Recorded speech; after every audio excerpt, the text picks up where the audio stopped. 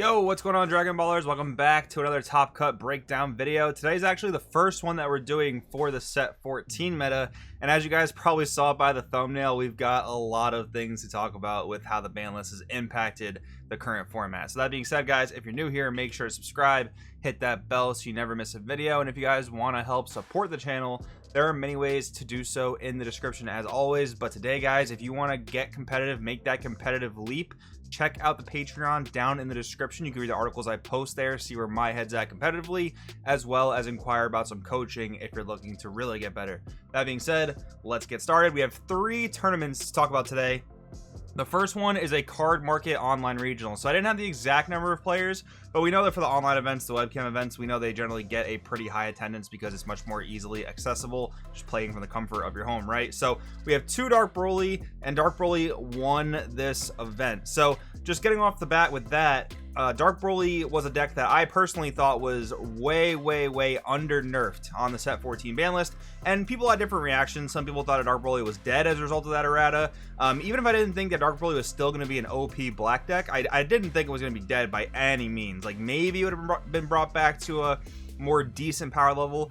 And the thing with the errata on the list, right, was that it did make the deck a bit weaker defensively. Like, yeah, you can only use your 0 combo cards like the Dark Brolys and the 1-drop Broly and some of the Toas and stuff.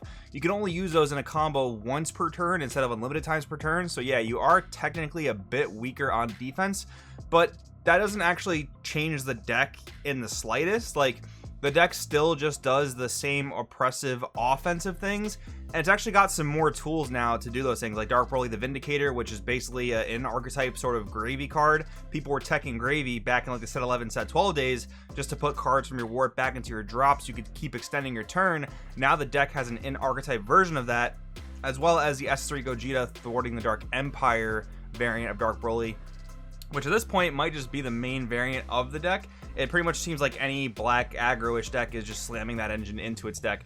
But yeah, the deck is just still super good. Again, the errata to the deck defensively doesn't really change the deck at all. And if you're red not playing Violent Rays, if you're blue not playing Heroic Prospect, if you're yellow not playing Vegeta Unison of Fury, the deck's just going to run you over. Like, what can you do against a board of, you know, several free 30k beaters? Like, it's just so hard to deal with.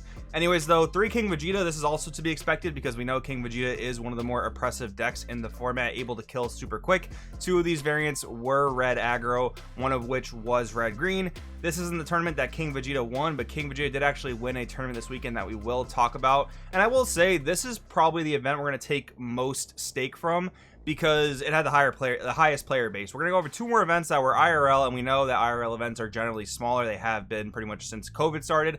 They're still worth looking at, but yeah, with this size of player pool, this is gonna be a little bit more representative data, if that kind of makes sense. But going on a 3 cooler mill, this is actually really interesting. Like, if I were to see 1 cooler mill, I'd be like, oh, that's kind of cool, and kind of brush over it. But the fact that it's one of the most highly rep decks in this top 16 is actually kind of insane, and I think it's for a few reasons. So when you're expecting a room full of King Vegeta, I think Cooler can actually be pretty decent, because Cooler can do well against like these kind of lower to the ground, spammy, aggro, mid-range decks. Cooler has a pretty good time defending against those aggressive strategies like King Vegeta is, because King Vegeta is not really playing huge battle cards. The biggest one it's playing is the Bardock fighting against Fates. Everything else for the most part is 19k or less, except for the Bell mod. But again, those are the only 2 kind of bigger battle cards that King Vegeta is actually playing. So the fact that Cooler can just -10 multiple battle cards at a time is really good for the deck.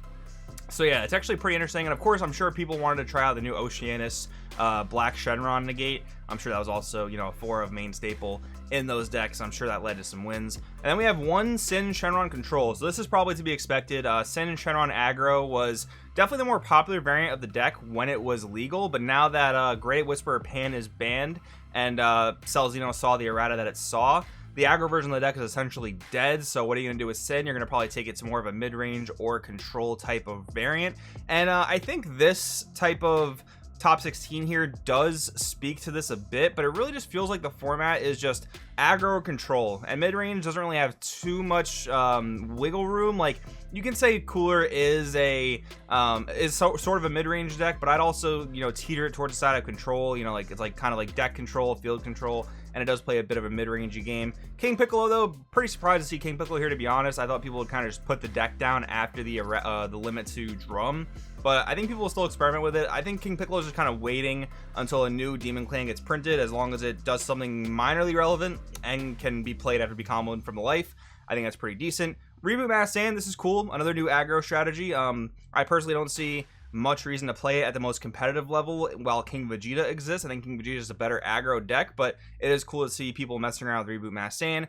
Gogeta Xeno, this might just be the replacement to Vegex. It does house the S3 thwarting engine really well, so that's no surprise there. We have one Soul Striker. Not exactly sure on the variant of Soul Striker here, but there are a few variants that have topped this weekend that we'll talk about. SS3 Reboot and Blue Baby rounding out the blue decks for this event. And yeah, Blue definitely a lot stronger than it was last format. Like, people are really picking up Blue. SS3, Soul Striker, and Blue Baby are all going to see some success this weekend. And then one King Cold. King Cold I think is okay. I think it just, like I've said before, I think it just punishes decks that self-awaken very quickly, because when you're swinging with a 35k double strike leader, they have to do something about that. They don't want to go to 2 life right off the rip, right? So that is pretty decent there for those of you guys that like green and want to continue to play King Cold. Now we have the Virginia Beach Case Tournament. Shout out to my teammate Mike, who pretty much helped run this event. So we have 2 King Vegeta taking the first place spot here. And again, people are not going to be very happy about this because people don't really enjoy the King Vegeta deck existing. I think I'm going to do a whole other video talking about just the state of the format in general. We've definitely had worse formats for sure. Like, the way I'm looking at this format is it's bearable, but not preferable, if that makes sense. Like, I'd much rather have this than like Super Shenron, Mecha Frieza, Shenron Gogeta format, stuff like that. But anyways, moving along, we do have a blue yellow Soul Striker here. So yeah, we're gonna see different variants of mono blue Soul Striker and blue yellow Soul Striker, and then actually the same blue lineup as the last event, another Blue Baby and an SS3 Reboot. So SS3 Reboot, this is pretty interesting because it seems like whenever blue gets new generic support at the beginning of every set, people mess around with SS3 Reboot expecting it to be like super busted because, you know, you get to ramp, you get the untap energy at the end of the turn, all that good stuff. But it always just seems like it kind of fell short to Blue Baby and Soul Striker. But this time around, maybe SS3 is actually, you know, earning its keep, if that makes sense, because it seems to be popping up more and more than it ever used to. We do have a green Boo here in the top 8. Now, this is actually really interesting. I'm going to see if I can get this profile for you guys, because I really didn't expect green Boo to be all that great, especially with decks like King Vegeta and Dark Broly running around the meta. Dark Broly generally has a really good green matchup, and King Vegeta, I just personally don't see how green Boo can survive against it unless you get really lucky and see like all of your Boo topos. But I mean, that is a really interesting thing that it's topped here. Again, another King Cold, and finally we do have a Hellboy Ss4 Goku. This is really cool to see. I do think Hellboy is a really good mono yellow deck. Again, it's gonna be a little bit tough to hang in there with the super strong aggro from King Vegeta, and Dark Broly again can also be a really tough matchup for yellow, especially if you're not playing Vegeta Unison of Fury. So it is cool to see it make the top 8 there out of 31 players. And then for the final event today, guys, talking about a Louisiana Gamers 1K. So this was 23 players, and this is actually a little bit sad because the person that actually got me the information, he let me know that he got less turnout than he wanted to, and that's because people were complaining about King Vegeta. They just didn't want to play against it. So that's really sad to see. I mean, maybe Bandai, if you guys are watching this video, just take that with a grain of salt. I know a lot of people are speculating about an emergency ban list. I would not be upset if that were to happen. But anyways, we'll cover the data here. So for the top 8, we have 2 Dark Broly, 2 King Vegeta taking up half the top 8 here. Again, to be expected. 2 Soul Strikers, one of which was mono blue and the other was blue yellow. So it is pretty cool to see that both those variants are respectable in that sense. 1 Hatch, which I'm actually surprised that this is the first time we've seen Hatch this weekend, and 1 Android 16, which is cool because Android 16 is like that one deck from Battle Evolution that's just been able to like kind of hang in there, which is really cool to see. But breaking into the top 4, we do have Dark Broly taking first place. Dark Broly has 2 wins on the weekend. We have both variants of Soul Striker making the top 4, and the 1 Hatchiyak, which is kind of funny because, again, the player that told me about this this data, he told me that the Hatchiyak actually pushed out the one of the King Vegetas, which is kind of interesting to see. But anyways, guys, that's what I got for this weekend. Obviously some stuff that we're not all in love with, but again, I think the format, it's still playable. Hopefully something happens sooner rather than later in terms of just kind of addressing some of the crazy decks. I'll probably do a video talking about my thoughts on that probably tomorrow, maybe the next day. But yeah, guys, let me know in the comments below what you think. Thanks for watching. I'll see you guys next time.